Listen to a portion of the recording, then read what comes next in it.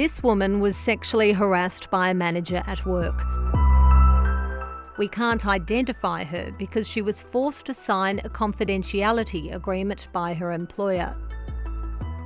I experienced inappropriate touching, invasion of personal space, lengthy inappropriate staring, and right up to full frontal nudity.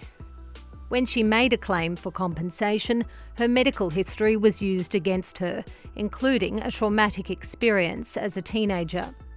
It was extremely distressing. There is no process of interrogation into the perpetrator. It's designed to interrogate the credibility of the complainant.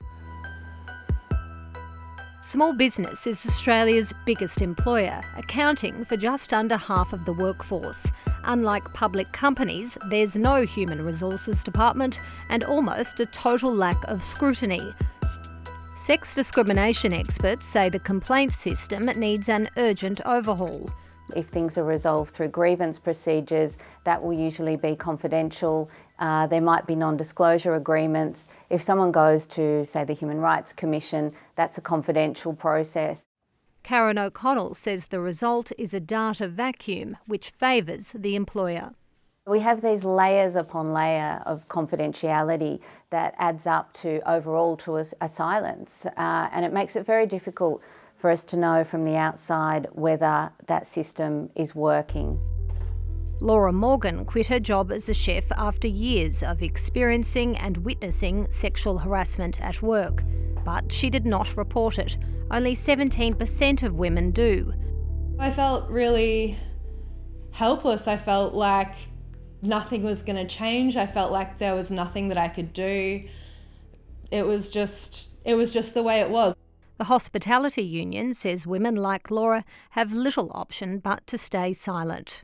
You have big power imbalances, often it's full of young workers.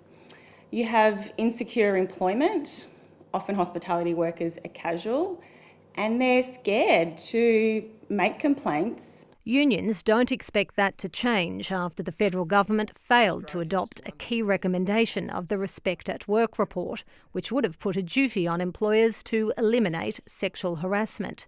Employers need to take leadership and they need to take greater responsibility for providing a safe workplace for all of their workers, but in particular women. Instead, that'll continue to be left up to the state's work health and safety regulators to enforce. We have a huge number of incidents of sexual harassment that go nowhere at all. The Small Business Council says that responsibility should not solely fall on the shoulders of its members. What we're afraid of is that we're making the employer, who is just an individual, responsible for somebody's upbringing. As a small business operator, you have to have a safe, healthy working environment. Let's make sure we can actually achieve that, because if we can't, the message is don't employ anybody. The federal government has agreed to roll out training and develop best practice guidelines. So there's unlikely to be any actual changes to the use of non-disclosure agreements and workers' compensation anytime soon.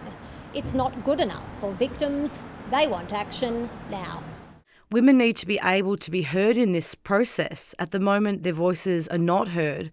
We're undermined every step of the way.